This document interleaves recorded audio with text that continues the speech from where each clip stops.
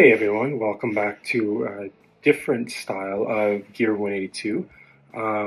This week was a little bit hectic for both Brian and I, so we couldn't really make a video that we normally make, so I thought I would do something a little bit different.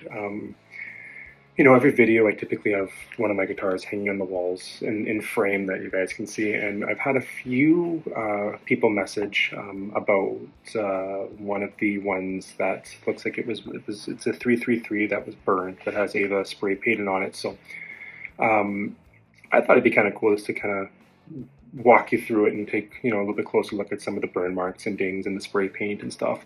Because again, people have requested it, so I thought this would be a cool opportunity to do it. So for those who don't know, Tom DeLonge had a site called Mod Life back in the day, and it was a pretty rad site, especially for super innovative for what it was back in the day. And it had, you could interact with fans, Tom or anybody from the band from Angels and Airways would pop up. Even Mark Hoppus popped up a couple times, which was bizarre at the same time. It was super cool. But one cool thing that they did was they did different packages called, I believe, and you can correct me if I'm wrong, but gold packages. So gold packages would consist of,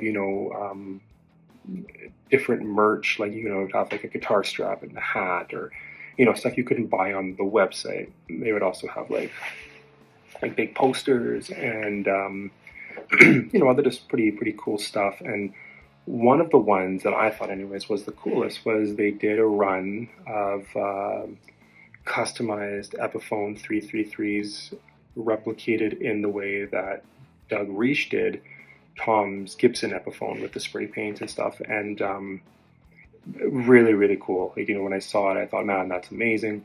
I didn't have that much money back then, especially. So I had to, unfortunately, skip on it. But one of them came up, I guess it was about a year or so ago, and I was talking to the guy about it. And,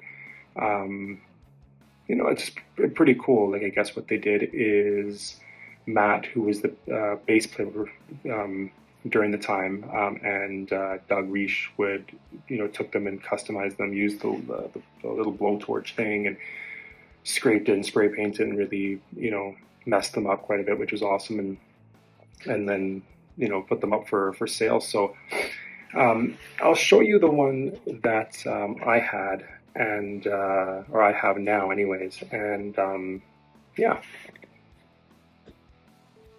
All right, so this is it. So as you can see, it is an Epiphone, but even they even burnt the headstock on it, which was really cool.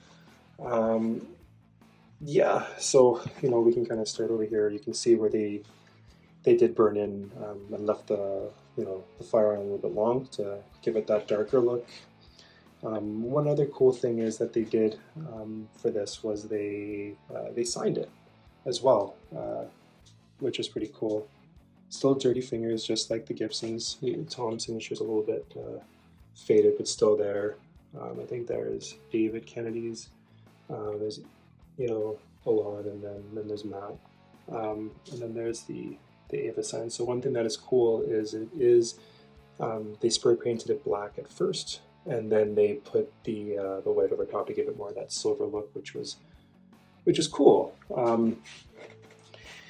Yeah. One other thing I guess that I can show that did come with it is it did come with the COA of this was, I guess, the Love Platinum bundle. 2011, and the guitars were all numbered, and I forget, I should know this, but I forget how many they did release with it. But I mean, still super cool how they did do this. Again, for the differences between this and the Gibson, I mean, it is pretty noticeable. The stripe on this one is more of a, people call it a greenish. I definitely see what they're talking about. It is definitely different, like more of a greenish stripe as opposed to a cream. The neck is a little bit fatter, obviously the headstock, but it's still a really good guitar. Like it's cool to still fun to take off and play. I play it regardless of what it is. I think, having these guitars and stuff, they're meant to be played as opposed to just, being in a shrine.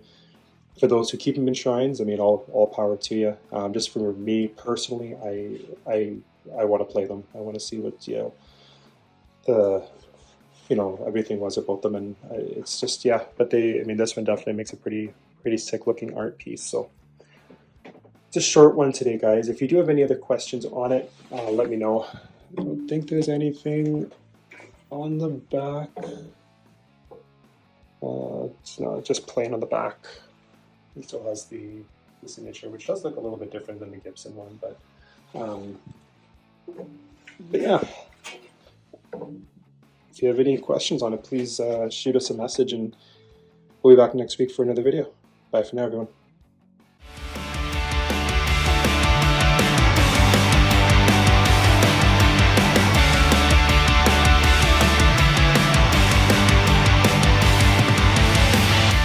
I remember it like yesterday gone wrong. All my hopes and dreams reach but fade away.